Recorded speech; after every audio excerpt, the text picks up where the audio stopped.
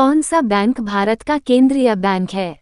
A. State Bank of India, B. Bank of India, C. Union Bank of India, D. Reserve Bank of India.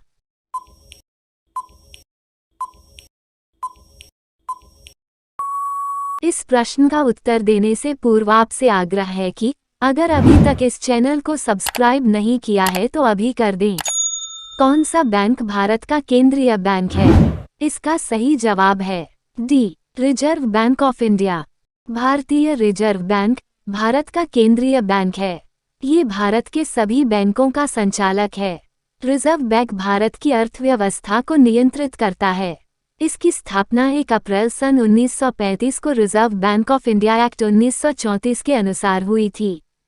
Reserve Bank of India RBI का मुख्यालय कहाँ स्थित है? ए. Delhi, B. Kolkata, सी. Mumbai, D. Chennai.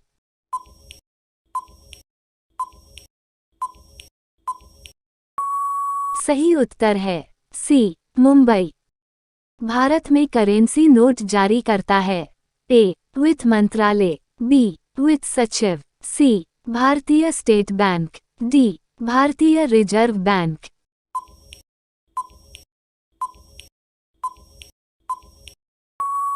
सही उत्तर है D. भारतीय रिजर्व बैंक। भारतीय रिजर्व बैंक अधिनियम की धारा 22 के तहत आरबीआई के पास 1 रुपये के नोट को छोड़कर विभिन्न मूल्यवर्ग के करेंसी नोट जारी करने का एकमात्र अधिकार है। 10 रुपये पर किसके हस्ताक्षर होते हैं? ए. वित्त सचिव भारत सरकार, बी. वित्त मंत्री भारत सरकार, सी. गवर्नर भारतीय स्टेट बैंक, डी. गवर्नर भारतीय रिजर्व बैंक।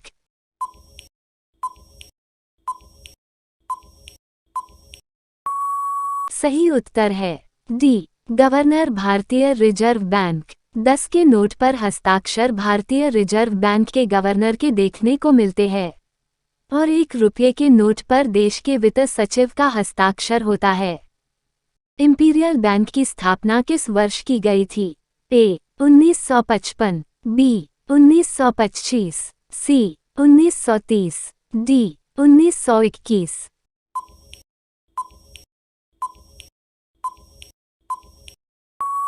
सही उत्तर है डी. 1921। 30 अप्रैल 1955 को इंपीरियल बैंक का नाम बदलकर स्टेट बैंक ऑफ इंडिया कर दिया गया। आज़ाद भारत में नया नाम मिलने के बाद 1 जुलाई 1955 को आधिकारिक रूप से एसबीआई की स्थापना की गई। इंपीरियल बैंक के देश में संचालित सभी 480 ऑफिस एसबीआई के ऑफिस बन गए। भारतीय स्टेट बैंक एसबीआई का मुख्यालय कहाँ है? ए. Mumbai, B. Delhi, C. Kolkata, D. Chennai.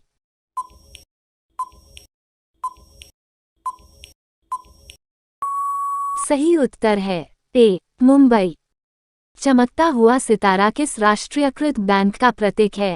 A. Syndicate Bank, B. Indian Bank, C. Bank of India, D. Bank of Baroda.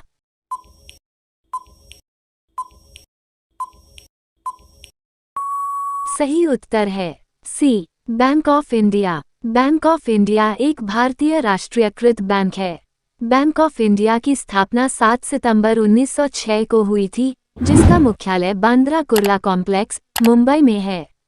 1969 में राष्ट्रीयकरण के बाद से यह भारत सरकार के वित्त मंत्रालय के स्वामित्व में है। ग्रामीण विकास के लिए ऋण प्रदान करने वाला नाबार्ड है। A. Bank, B. Board, C. खंड, डी. विभाग।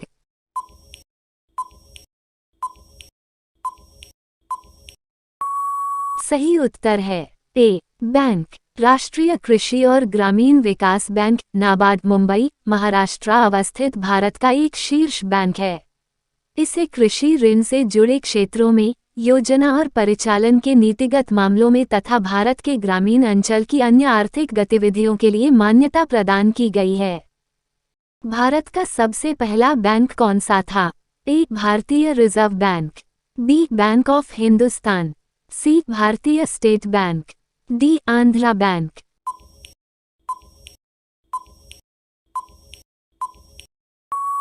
सही उत्तर है बी. Bank of Hindustan.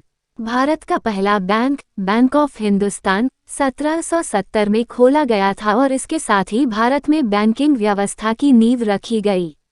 हालांकि 1832 में इस बैंक को बंद कर दिया गया। इस अवधि में general bank of India 1786-1791, bank of Bengal 1809, bank of Bombay 1840 और बैंक ऑफ मद्रास 1843 भी शुरू हुए। बैंकिंग जगत में प्रयुक्त KYC का पूर्ण रूप क्या है? A. Keep your credibility. B. Know your credibility. C. Keep your customer. D. Know your customer.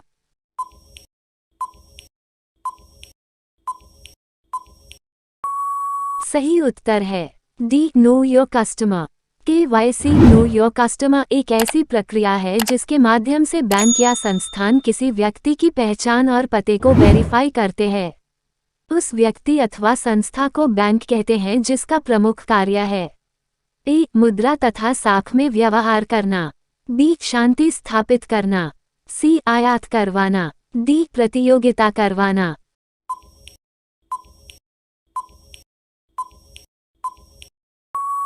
सही उत्तर है A. मुद्रा तथा साख में व्यवहार करना।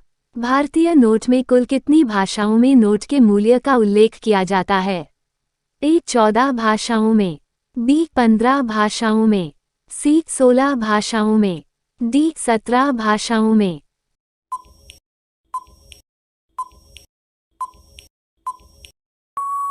सही उत्तर है D. 17 भाषाओं में। Reserve Bank of India RBI की वेबसाइट के मुताबिक एक भारतीय नोट पर 17 भाषाएं प्रिंट होती हैं। इंग्लिश और हिंदी सामने की तरफ होती हैं तो नोट के पीछे की तरफ 15 भाषाएं प्रिंट होती हैं। भारत में पहला ATM किस बैंक द्वारा स्थापित किया गया था? A. पंजाब नेशनल बैंक ने, B. यूनियन बैंक ने, C. HSBC बैंक ने, D. भारतीय स्टेट बैंक ने।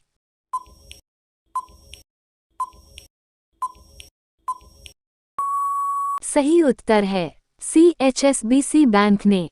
भारत में पहला ATM 1987 में HSBC द्वारा मुंबई में स्थापित किया गया था।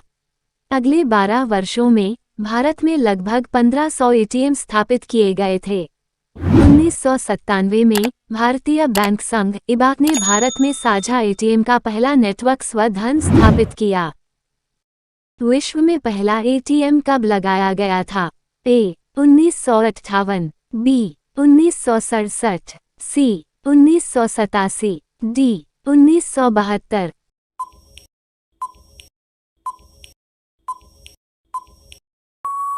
सही उत्तर है B. 1967। विश्व का पहला ATM मशीन ब्रिटेन के लंदन में 27 जून 1967 को लंदन के बारक्लेज बैंक के एक शाखा पर लगाई गई थी। तब से आज तक विश्व के विभिन्न देशों में ATM मशीनों का जाल बिछ गया है। अब ATM मशीनें केवल पैसे देने के लिए नहीं बल्कि पैसे जमा का भी काम कर रही है। इससे बैंकों पर ग्राहकों का बोझ भी कम हुआ है। वर्तमान में भारत में सार्वजनिक बैंकों की संख्या कितनी रह गई है? A. 11, B. 12, C. 24, D. 27।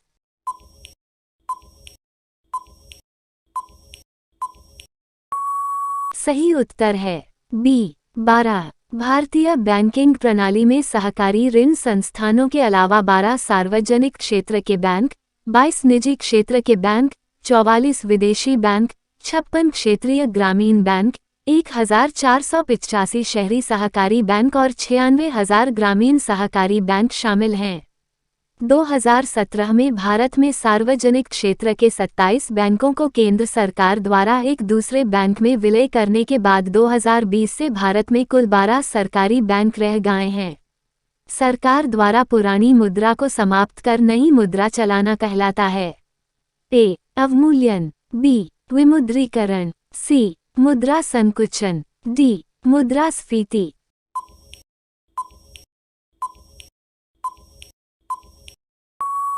सही उत्तर है B. विमुद्रीकरण। विमुद्रीकरण एक आर्थिक गतिविधि है जिसके अंतर्गत सरकार पुरानी मुद्रा को समाप्त कर देती है और नई मुद्रा को चालू करती है। जब काला धन बढ़ जाता है और अर्थव्यवस्था के लिए खतरा बन जाता है तो इसे दूर करने के लिए इस विधि का प्रयोग किया जाता है।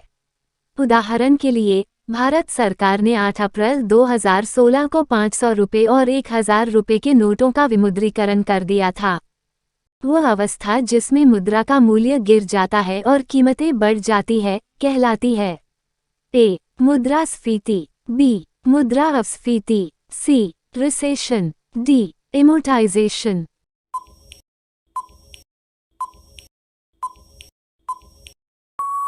सही उत्तर है ए. मुद्रास्फीति। मुद्रास्फीति वह दर है जिस पर वस्तुओं और सेवाओं के लिए कीमतों का सामान्य स्तर बढ़ रहा है और फलस्वरूप मुद्रा की क्रय शक्ति गिर रही है। यदि वस्तुओं की कीमतों के साथ साथ आय में वृद्धि नहीं होती है तो सभी की क्रय शक्ति प्रभावी रूप से कम हो गई है, जो बदले में धीमी या स्थिर अर्थव्यवस्था का कारण बन सकती है।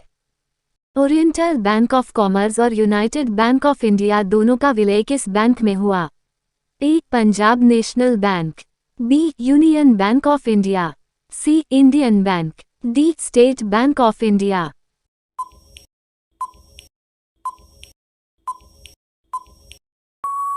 सही उत्तर है A. Punjab National Bank. Oriental Bank of Commerce और यूनाइटेड बैंक ऑफ इंडिया इन दोनों बैंकों का पंजाब नेशनल बैंक में विलय हुआ है। तब से ये दूसरा सबसे बड़ा बैंक बन गया है। हार्ड करेंसी से क्या तात्पर्य है?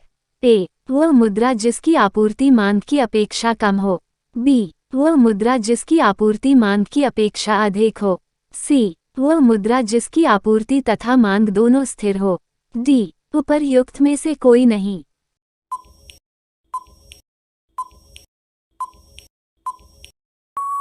सही उत्तर है ए. वह मुद्रा जिसकी आपूर्ति मांग की अपेक्षा कम हो। हार्ड करेंसी से तात्पर्य उस पैसे से है जो एक ऐसे राष्ट्र द्वारा जारी किया जाता है जिसे राजनीतिक और आर्थिक रूप से स्थिर माना जाता है। दुनिया भर में कठोर मुद्राओं को व्यापक रूप से माल और सेवाओं के भुगतान के रूप में स्वीकार किया जाता है और घरेलू मुद्रा पर इसे प्राथमिकता दी जा सकती है। सॉफ्ट करेंसी से तात्पर्य है ए. वह मुद्रा जिसकी आपूर्ति मांग की अपेक्षा कम हो, बी. वह मुद्रा जिसकी आपूर्ति मांग की अपेक्षा अधिक हो, सी. वह मुद्रा जिसकी आपूर्ति तथा मांग दोनों स्थिर हो, डी. उपर्युक्त में से कोई नहीं।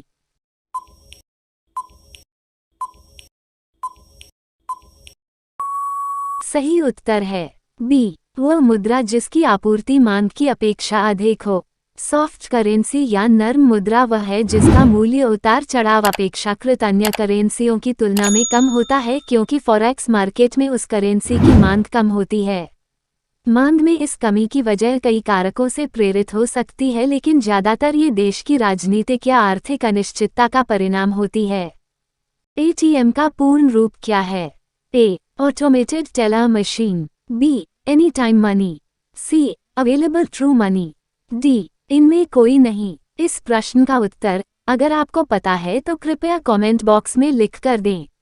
हम इस प्रश्न का उत्तर आपको इसी चैनल में प्रकाशित शॉर्ट्स वीडियो में देंगे। बैंकिंग क्षेत्र एक बहुत ही विस्तृत क्षेत्र है जिसे एक वीडियो में समेट पाना बहुत ही कठिन है। अगर आपका प्यार इस वीडियो को मिलता है तो हम इस पर दूसरी वीडियो जरूर लाएंगे। धन्यवाद।